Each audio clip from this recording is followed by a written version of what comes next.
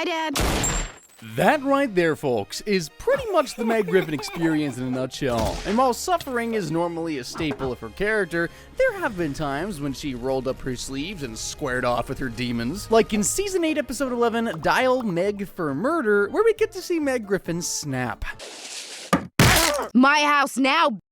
Super emphasis on snap! The episode kicks off with your classic Family Guy plot setup. Quahog's hosting rodeo, and since Peter is violently allergic to self-preservation, you already know where this is going. Oh god, this seems like the kind of thing Peter— Too late, Brian. And good luck to Quahog, they're gonna need it. While Peter's busy testing the limits on human stupidity,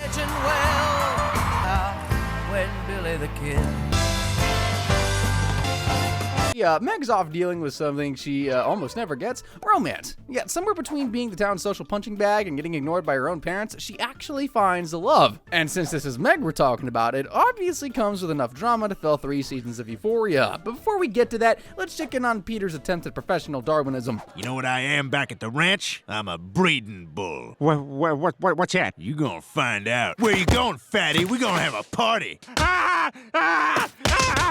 Best to not allow your imagination to run wild there. Meanwhile, Brian, sitting comfortably in the bleachers, not getting trampled, somehow lands himself a writing gig with Teen Magazine. Well, gosh, you know, I'm something of a writer myself. I wrote for the New Yorker for a little while. Wow, that's impressive. I never have to look too far for that.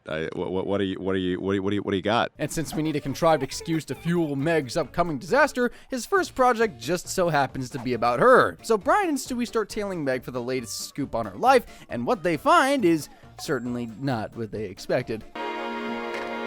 Oh my god, Meg's dating a convict! Compared to what her family puts her through, this might be one of her healthier relationships. But of course, Brian's pesky moral compass kicks in and he snitches to Lois and Peter. Brian, you bastard! How could you do this to me? Don't give him crap for this, Meg. He did exactly the right thing by coming to us. They predictably lose their minds, and since Meg's got no escape route, she pulls out the only card she has left. Mom, you don't understand. He's all alone in there, and I'm all alone out here. In a way, we're both in prison. Yeah, sure. One of you's in prison and the other is stuck in a mean household. Totally the same thing. Unsurprisingly, her gaslighting attempt flops and she gets grounded. But love is blind and stupid. So when Luke breaks out of jail, Meg naturally sneaks him into her room, and because Family Guy thrives on chaos, Brian immediately busts them. Meg, are you crazy? You can't harbor a fugitive. That's a felony. Are you gonna do it? Are you gonna tell on me again? I mean, yeah, that would be the logical choice. But Brian doesn't even have to, as Peter walks in, sees the situation for himself, and actually does the responsible thing for once, calls the police. Oh no! Luke, run! Joe, it's Peter. Come outside. There's an escaped convict running across the street. Joe shows up, and in a hilarious twist, Meg gets arrested instead for harboring a fugitive. No, Luke! Don't run downhill! Well, if you're taking him to jail, you have to take me too. I know, that's the plan. You're under arrest for harboring an escaped convict. Oh, well, that's only fair because after all, I did hide him from the— What? Fast forward a few weeks, and it's time for Meg's big return. Naturally, her family's expecting the same awkward outcast they toss in jail. Instead, they get... I'm home. You're all my now. Yeah, that's usually the cue to run for the hills. Thanks to her time in prison, Meg is now in her revenge arc. Hi. And since her family rank top of her list of ops, she wastes no time putting them through absolute hell.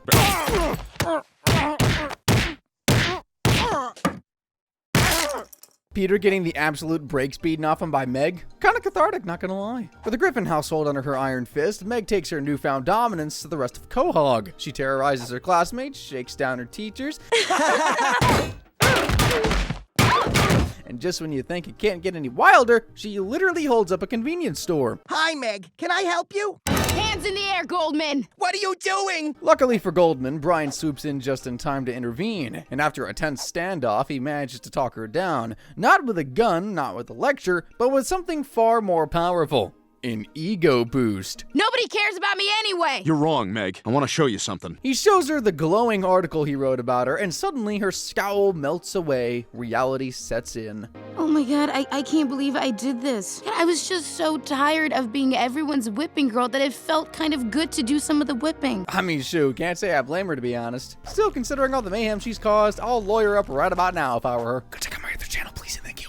Anywho, up next on our list is Season 6's Moving Out. Brian's song. See, that wasn't so bad, was it? I gotta say, that was fantastic. What do you say we go back to your place for round 2? Sounds good to me. Trust me, you don't want to know what led to that. So the episode's main plot is about how Brian and Jillian's relationship is what I like to call reaching its 11th hour. God, I've never felt so stupid. I don't want to be your guilty burden, Brian. We're through. But since this video is about Meg, we'll just shove their story into the nearest trash can where most of Brian's relationships belong, to be honest, and focus on the real MVP of the suffering. So Meg somehow lands a job at the local convenience store, which, let's be real, is the closest she'll ever get to success in a universe that actively despises her entire existence. And if you're wondering how she managed to get hired, well, it turns out cleaning up after Stewie has its perks. Carl, I'm so sorry. You alphabetized all the magazines. Hey, you want a job? What? Yeah, sure. That's it. That's the whole hiring process. No resume, no interview, just vibes. Normally, getting a job is a good thing. You gain experience, make some cash, maybe build a little self-worth here and there. And for a brief, fleeting moment, Meg actually has all three. She's happy, she's got purpose, life's looking up, until Chris shows up. I don't have any money, so I'm gonna have to pay for these comic books with my poo. Just a normal sibling conversation, nothing to see there. So Chris is broke, and Meg, because she hasn't learned that kindness is a death sentence in this family, decides to help him out by convincing Carl to hire him. Well, maybe I could talk to Carl and get you a job here. You could do that? The only issue? Chris sucks at retail. Chris, I need you to stack the boxes in the back for me. Why don't you do that? But the boxes are really heavy. Oh, that's because there's a bunch of stuff in them. Chris? Yeah. Still, he somehow manages to keep his job. Why? Because as we all know, being bad at your job doesn't matter when your boss likes you. And Carl loves Chris. One minute they're talking about Jennifer Connelly's career. You know what's another great movie? Career Opportunities with Jennifer Connelly. And the next is a full-blown movie nerd bromance. I mean, that's one of those movies that, she's really hot in it, but it's also a good movie. And since Chris is now the boss's favorite, Meg, of course, is now stuck on aisle duty. 100 points. Meg, clean up aisle 2. What the hell is this? I am not cleaning this up. Meg, less talky, more sweepy. And that, folks, is why some people should be left to rot. Fed up with this nonsense, Meg finally stands up for herself, only to learn that Chris is not just her brother anymore. He's now her boss. Shut up, Chris. You can't tell me what to do. Actually, Meg, as your supervisor, he can. Turns out Carl was so enchanted by Chris's ability to recall timestamps of nude scenes that he handed him the assistant manager position without hesitation. Carl, you promised me that assistant manager position. Things change. Hey, you ever see Broken Lizards Club Dread? No. Precisely why you're stuck hauling boxes there. Meg, understandably pissed, calls out Carl for playing favorites. Carl, this isn't fair. But instead of acknowledging the blatant unfairness, Carl fires her on the spot. All right, then, you're fired. What? Just yeets her job right out the window like expired milk. And of course, Meg runs off crying. But, no, you can't.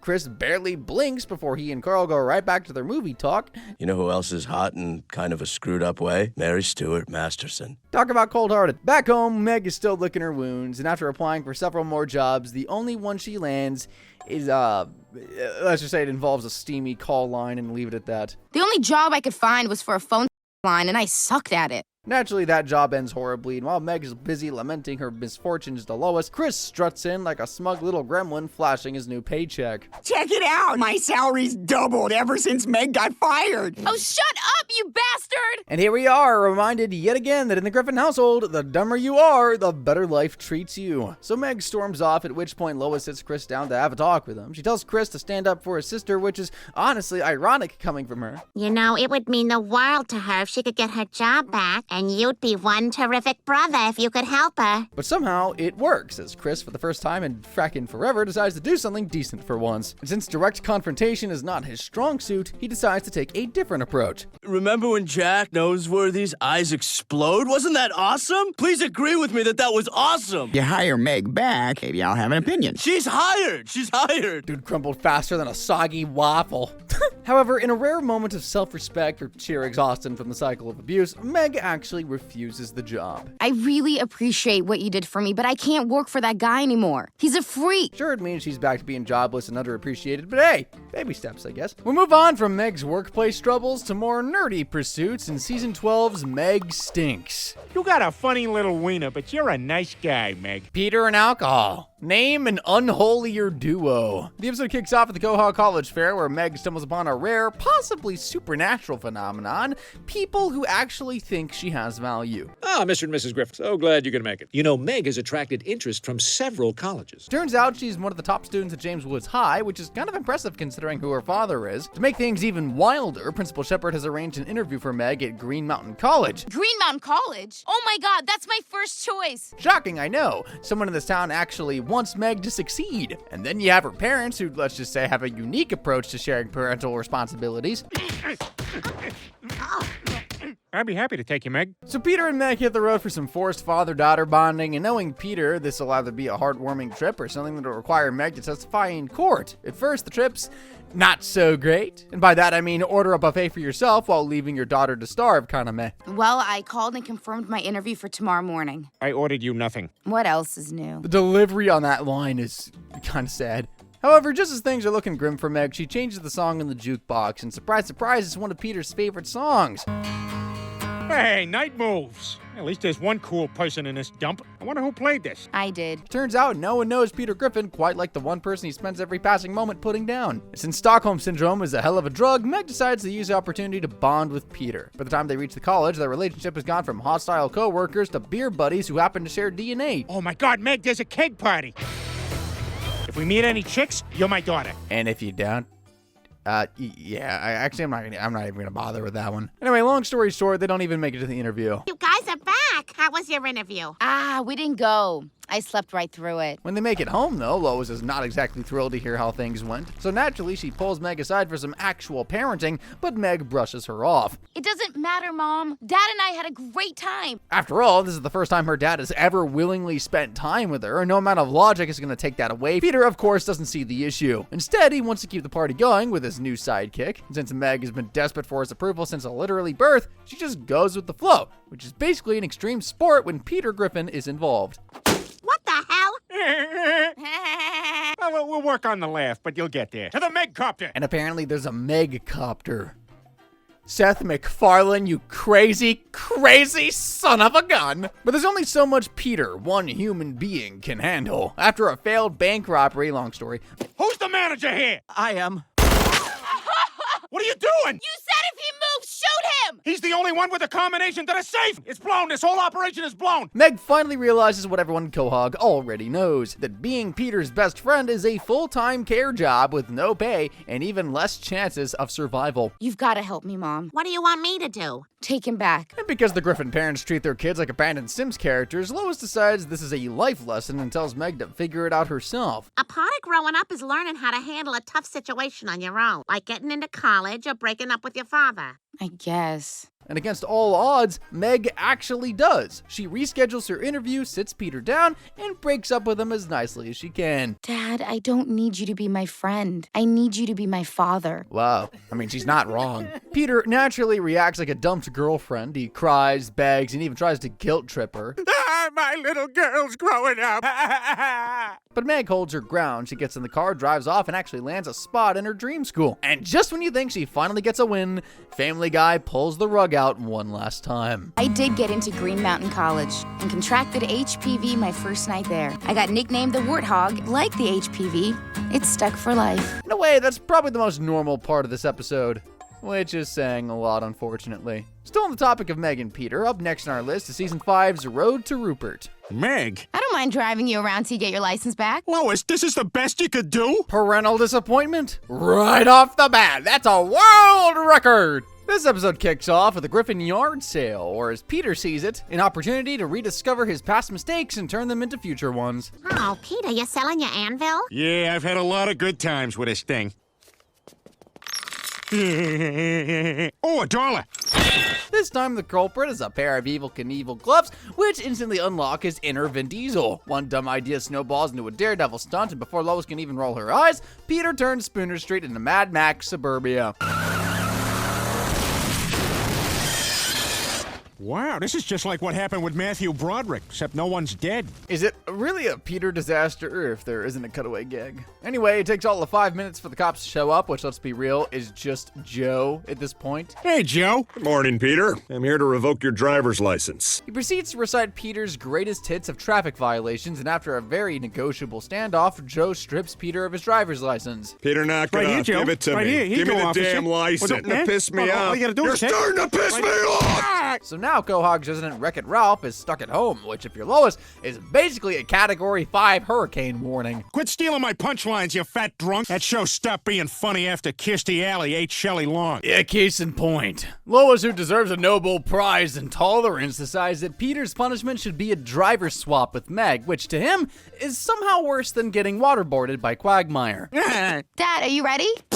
Meg, in a tragic display of optimism, actually looks forward to spending time with her dad. Clearly, she hasn't read the terms and conditions of her existence yet. And Peter? Well, let's just say he wastes no time getting to work. And by that, I mean driving Meg insane. I want apple juice. Dad, you left your apple juice at home. I want apple juice. Yeah, Meg, should have brought a sippy cup. So Meg learns the hard way that driving Peter Griffin is like escorting a drunk gremlin through a haunted house, and since the universe wanted to teach a real lesson here, Peter's friends start hopping in for joyrides. It was fun for everybody! Not including Meg, of course. Hey, Meg, I lit your scalp on fire. Don't worry, I'll put it out.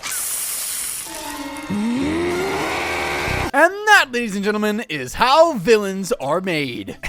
2 plugs in 1 video. Damn, I'm good. At this point, Meg has 2 options. Commit vehicular homicide, or take her frustrations out on the first sorry sack who crosses her path. And since option 1 leads to a Netflix documentary, she turns her attention to the first sorry sop who appears at her window. The second this guy starts running his mouth, Meg leaps out, goes Super Saiyan, and unleashes a 50-hit combo. The dude crawls back to his car, Meg finally cools off, and Peter, well, he's never been prouder in his life. Meg, that was awesome. Meanwhile, while Meg is out here discovering that violence is an answer, Stewie's on his own personal revenge tour. During that same yard sale, Brian accidentally sells Rupert, so the two go full Taken mode to get him back. Brian, where's Rupert? I just left him here to watch my things. Uh-oh. Another long story short, they track the buyer down like bloodhounds, at which point a ski race occurs over Rupert's custody.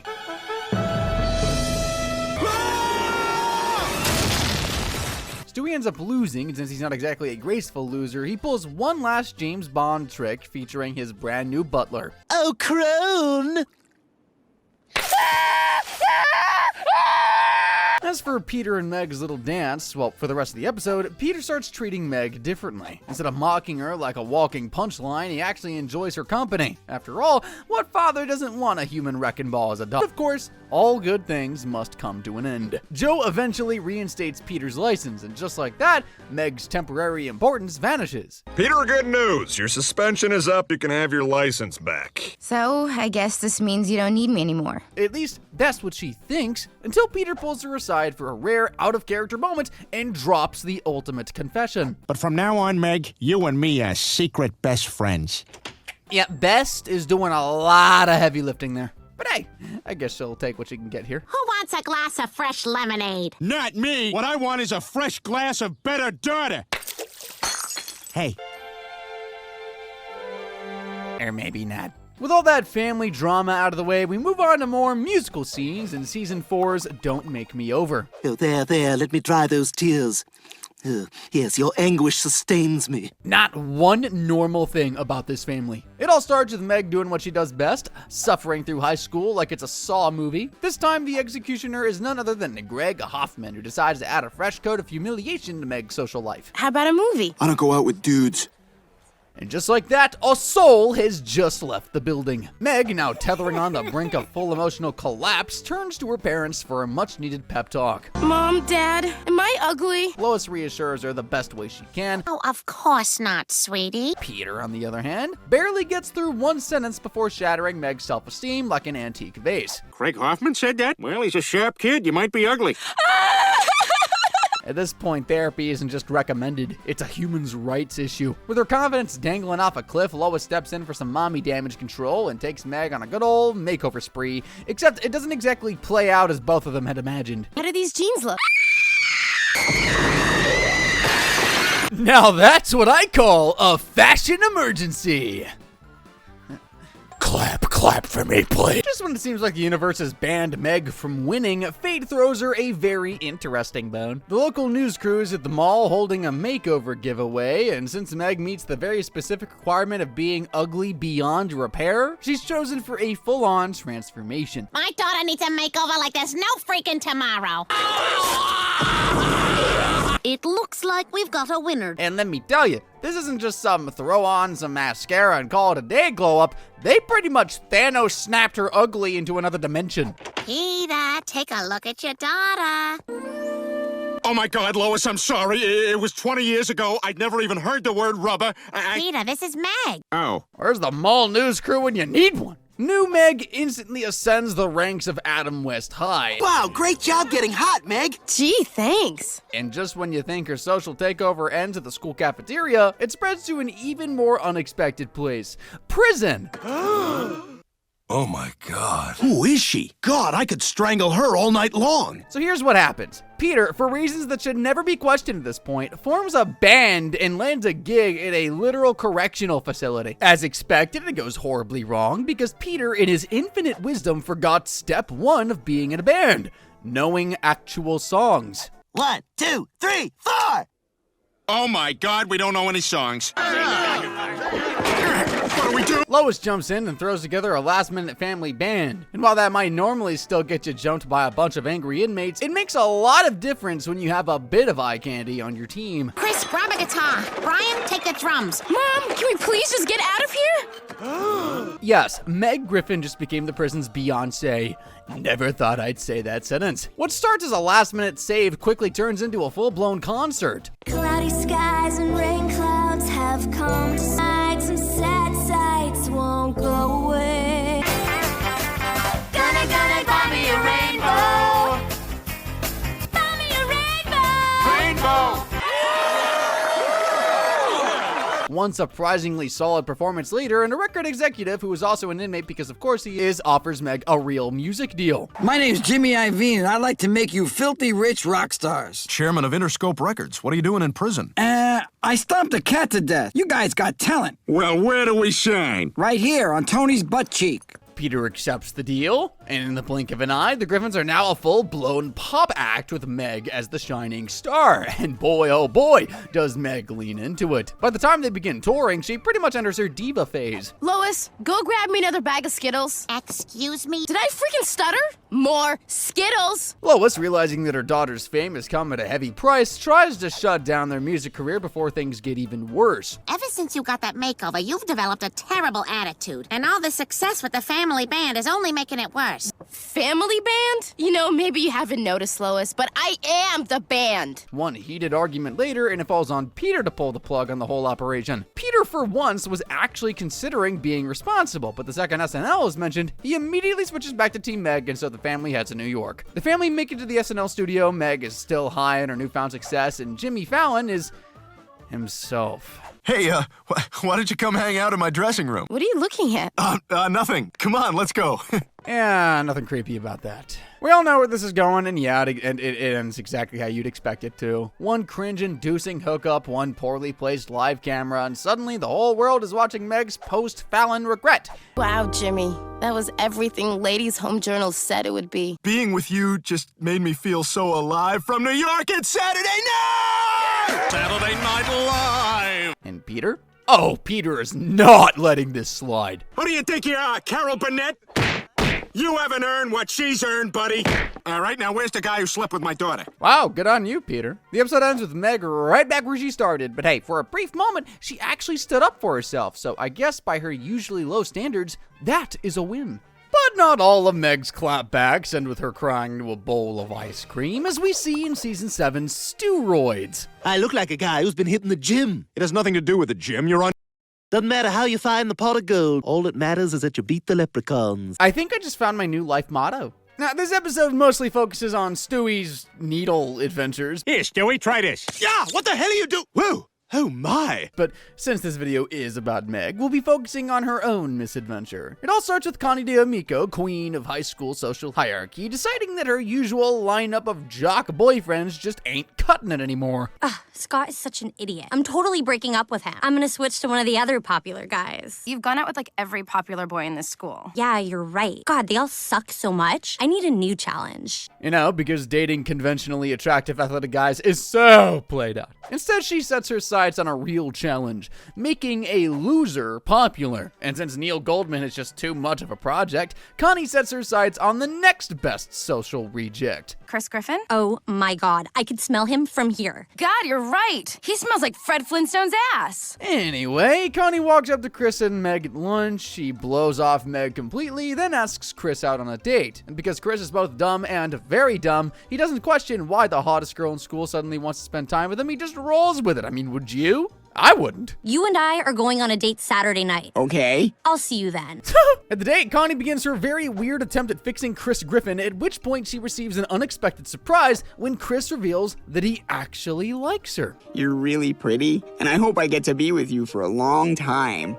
No guy's ever said anything that nice to me before. Maybe you've been hanging around with jerks. Maybe I have. In their defense, you aren't exactly a nice person yourself. And as the story usually goes, Connie ends up falling for Chris. They become an official couple, instantly launching Chris into high school stardom. All right, Chrissy, here we go.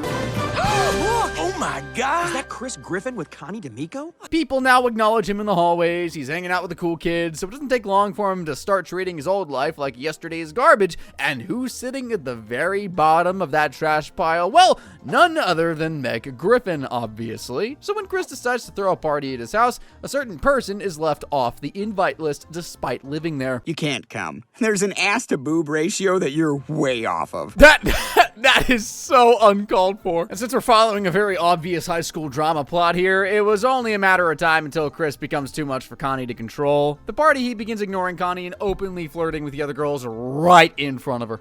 Chris, what are you doing? Getting scraped to death by my zipper? How the hell can you be cheating on me? I'm the one who made you popular. No, Connie. Beating up that Jewish kid made me popular. Somewhere in South Park, a chubby kid just smiled. The next day at school, Chris's reputation goes through the roof. Turns out there's a huge social boost that comes with dumping Connie, which is actually ironic, considering that was usually her thing. Chris, I can't believe you dissed Connie at your party. That was awesome. And to make matters worse for her, Chris dumping her tanked her social status so hard it relegates her to the nerd table, aka Meg's eternal prison. My God, he's practically ruined me. I've created a monster. We've got to do something. In the wise words of Thanos. You could not live with your own failure. Where did that bring you? Back to me. Naturally, Meg is opposed to this unholy alliance. Do you really think I would help you out in any way after everything you've done to me? That is until a spear from Chris lands squarely on her shoulder. Hey, Meg, think fast! Loser! And as the saying goes, nothing unites people like mutual hatred. So Meg and Connie join forces to plan Chris Griffin's downfall. All right, let's do it. When we're done with him, he'll be more of an outcast than a seagull at an Adam Sandler movie. And boy, oh boy, do they deliver on that promise. So the very next day, a general assembly is called in the school hall. Chris climbs on stage to address the entire student body, at which point a large projector on screen rolls down behind him. The meeting of the Cool Kids Club will be at 3:15, the parking lot. Which, as we all know, is usually the cue to run for the hills and probably out of town at that. By the time the projector turns on, the clip starts rolling. Well, I'll let you see for yourself. What's that? Did you sit on something? Never has Dorothy's clicking shoes been more needed here. And so with one clip, the balance at Adam West High was restored. Chris is back to being a loser, Connie's back on top, and Meg has not changed. There's no chance we're gonna be friends now, is there? Absolutely not. But hey, for once, Meg wasn't the one getting humiliated here. And that, my friends, is what we call progress. However, there were a few times Meg Griffin has had enough of being the family punching bag, and in Season 10's Seahorse Seashell party, she didn't just fight back. She went full lumberjack and cut her family down to size. Is it too much to ask to be treated with a little decency from my brother? Show me some kind of kindness by not jumping on the Let's Get Meg family bandwagon dragon. This is gonna be interesting. The episode kicks off with a hurricane trapping the Griffins indoors. At first, Lois is pleased as she sees it as an opportunity for the family to spend some quality time together. It's kind of nice for us all to be together like this, huh? And that lasts about 5 minutes before everyone realizes that no TV or Wi-Fi means that they actually have to talk to each other. I'm bored. Yeah, this sucks. What are we supposed to do all day? So naturally, things go south faster than Quagmire at a sorority party. Brian, desperate to kill time, whips out a bag of psychedelic mushrooms and decides that tonight's the night he's gonna expand his consciousness. Nice. But there's a fine line between expanding your mind and straight up trying to rewrite history. Brian? I'm gonna cut my ear off to prevent World War II. Yeah, stay away from drugs, kids, unless missing an ear is on your bucket list. While Brian is off seeing the fabric of reality, the rest of the family attempts to play charades. And by charades, I mean Peter completely ruining the game by blurting out answers like a toddler on a sugar rush. Okay, it's a movie, all right? Peter, there's no talking in charade. Okay, sorry. Movie. Peter! Sorry. One word. Peter, you're still talking. Okay, right. Fletch. Is it Fletch? It is Fletch. Then, just when it seems like things might settle down, Meg dares to open a can of soda while Peter is humming. And somehow, that's enough to set him off. Damn it, Meg, will you stop that? That is so annoying. That was annoying? What about your stupid, obnoxious humming? Don't talk to your father like that. Yeah, shut up, Meg. Yes, classic Griffin family dynamics. Peter acts like a gremlin, and somehow it's Meg's fault. Normally, this is where Meg suffers the usual all-out verbal firing squad that is her family, but instead of suffering through it, Meg decides it's time she finally gives everyone a piece of her mind. First, she starts with Chris, who, to his credit, doesn't break down like a stack of soggy waffles, because she did rip him apart. What if I started calling you a fat, zitty loser who smells like an old woman who has birds for pets and has no friends? One body down, 2 more to go. Next, she sets her sights on Lois, who, thanks to her very colorful past, is basically a walk and roast session waiting to happen. By the time Meg is done listing out Lois's many, many sins, she finally admits to what we've known all along. You're right, I'm a terrible mother. Well, that only took about 10 seasons of verbal abuse for her to admit. Progress. And then there's Peter. Meg doesn't just roast Peter here. She slow cooks him on a spit, carves him up, and serves him with a side of karma. She calls him out for being a garbage father, a trash husband, and a walking human disaster. Think that's funny, fat ass?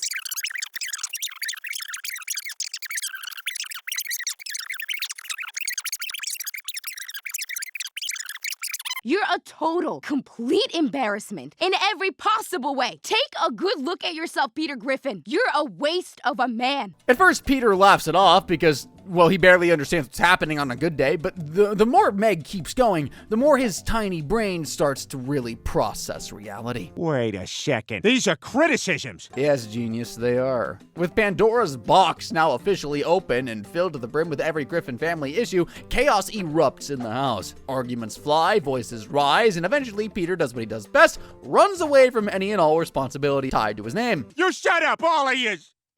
I didn't ask to be in this family. Yeah, buddy, it kind of shows. Lois goes after Peter with Stewie in hand. Chris disappears to go and cry, or probably worse, leaving Meg and Brian alone in the living room. Brian, still halfway high on shrooms, tells Meg that she finally did what she should have done years ago. You know, that was pretty cool, the way you finally stood up to everybody. And for a moment, it seems like the episode will actually give her a win. But no! This is Family Guy. They won't let Meg have anything. I don't know, Brian. I meant every word of it. You saw what happened. What do you mean? They all turned on each other like a pack of wolves. Well, so what? That's not your problem. I mean, it's really that simple. Regardless, we get Meg starting to realize that somehow her suffering is what keeps the family from fully imploding. Do you think it's possible that this family can't survive without some sort of lightning rod to absorb all the dysfunction? And because someone in this household has to have at least a sliver of responsibility, Meg apologizes, even though she shouldn't have to. I took all my problems out on you guys, and that wasn't fair. None of you have done anything wrong. Lois, of course, accepts it instantly. Chris, same deal. Peter, right back to the insults. And just like that, everything goes back to normal.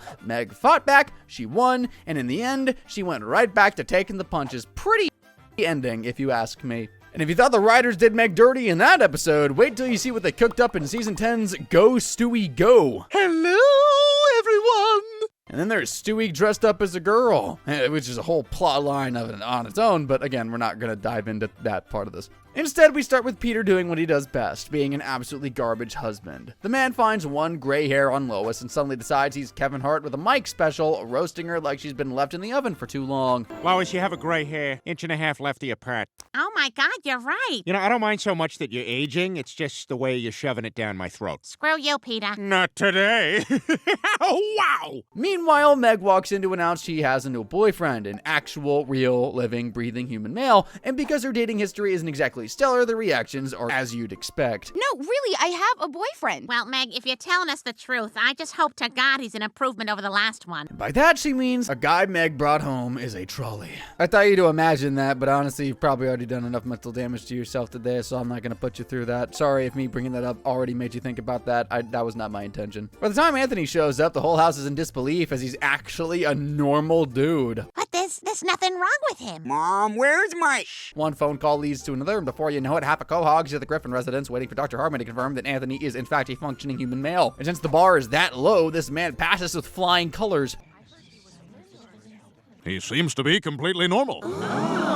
Yeah, so when I said the bar was that low, I might have undersold it. Anyway, for the first time in forever, Meg has actually gotten herself a functional relationship. That is until Anthony dares to compliment Lois. Has anybody ever told you you're pretty enough to be a movie star, Mrs. Griffin? And since all Lois has heard for the past week is Peter dragging her harder than a bad Yelp review, something in her short circuits. Look, Anthony, trust me, she ain't what she used to be, all right? Suddenly, Meg's boyfriend isn't just Meg's boyfriend, and folks, if you haven't felt secondhand embarrassment so far watching this video, don't worry, that moment is soon coming. So the town disperses, Peter and Lois leave the lovebirds alone, and just when things start heating up, Lois walks back into the room. Now, a normal person would see their daughter making out and walk the hell out. Lois, on the other hand, decides to find a nice spot to continue peeping from. Oh my God, that's kind of hot.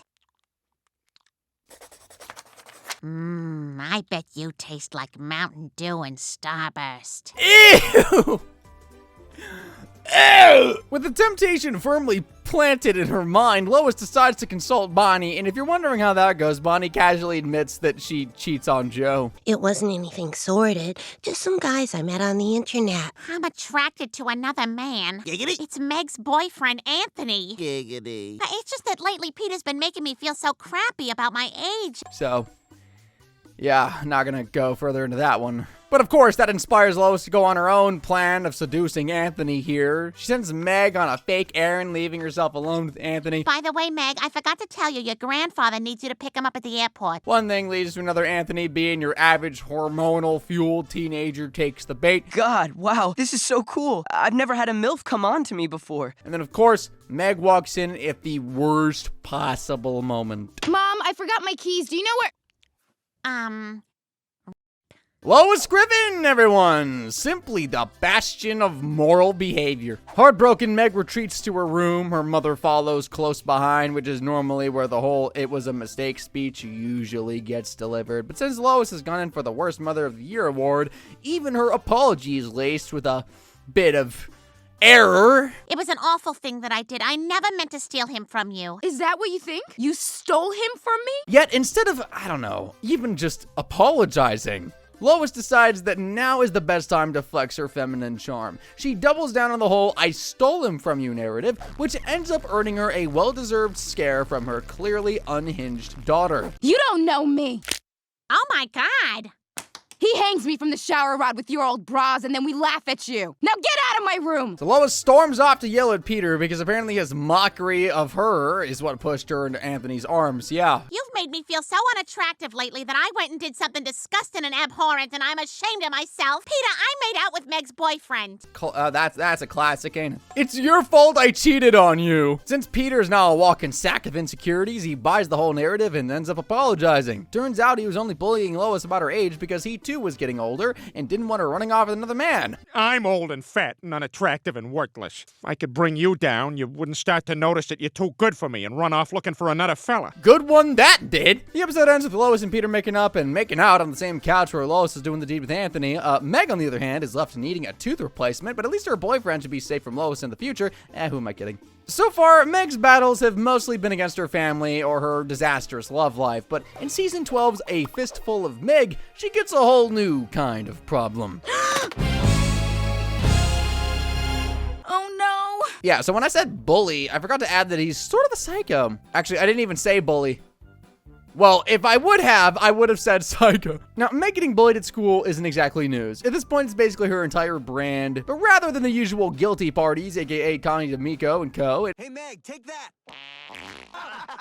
Joke's kind of on us, because we're smelling it. Yeah! Awesome! It's the new transfer student, Mike Pulaski, who has her in his crosshairs. Meg's first run-in with Mike happens one morning at the school hallway. Watch and learn. The best way to disarm a bully is to befriend him. She watches him turn Neil Goldman into a balloon animal and immediately knows to stay the hell out of his way. Unfortunately, Meg Griffin and Good Look go together like oil in a lit match because of course she bumps into him at the cafeteria, spilling her lunch all over his shirt. What's your name, dude? Meg Griffin! 3 o'clock, Friday.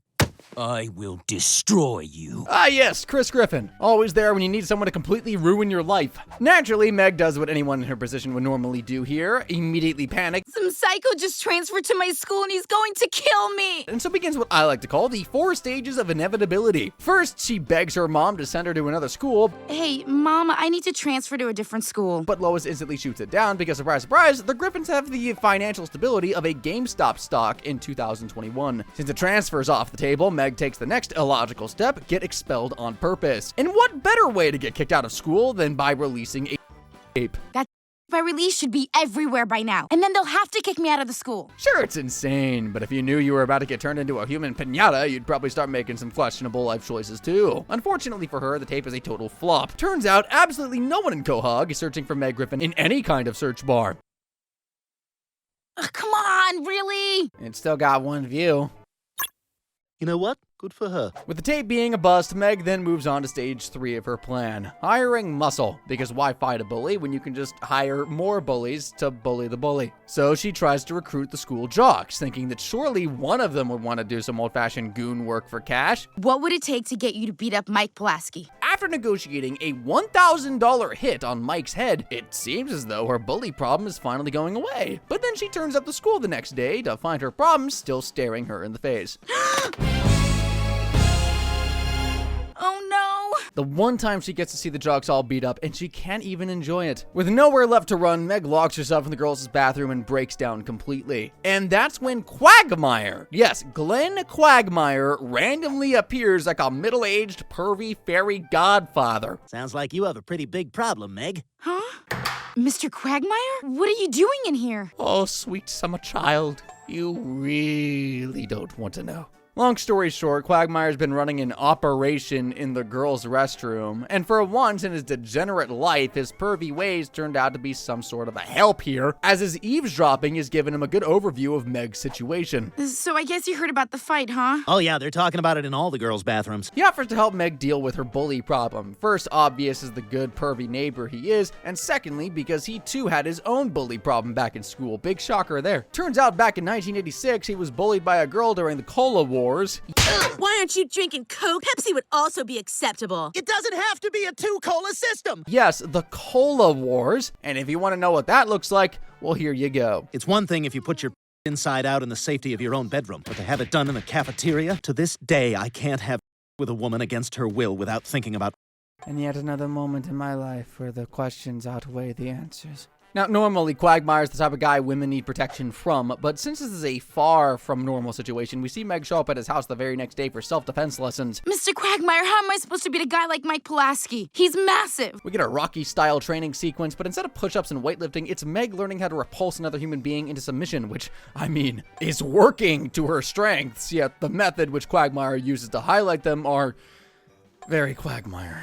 Now, Meg, in order to get you into fighting shape, I want you to drink this glass of raw eggs. I don't see any yolks. Just drink it. My mind says one thing, my heart hopes it's another, and I do hope you're thinking of a different drink than I am. Anyway, fast forward to Friday, and the entire school is gathered to watch what is essentially David versus Goliath, except David forgot his slingshot and immediately got ragdolled. He punched her pretty!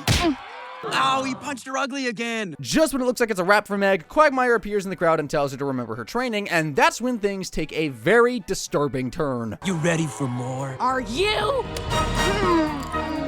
Emphasis on disturbing. Without missing a beat, she follows it up by popping a giant zit in his face. Mike goes from angry to mildly traumatized, but it's still not enough to stop him. He charges at her one last time, and that's when Meg pulls out the nuclear option. Yeah, it is.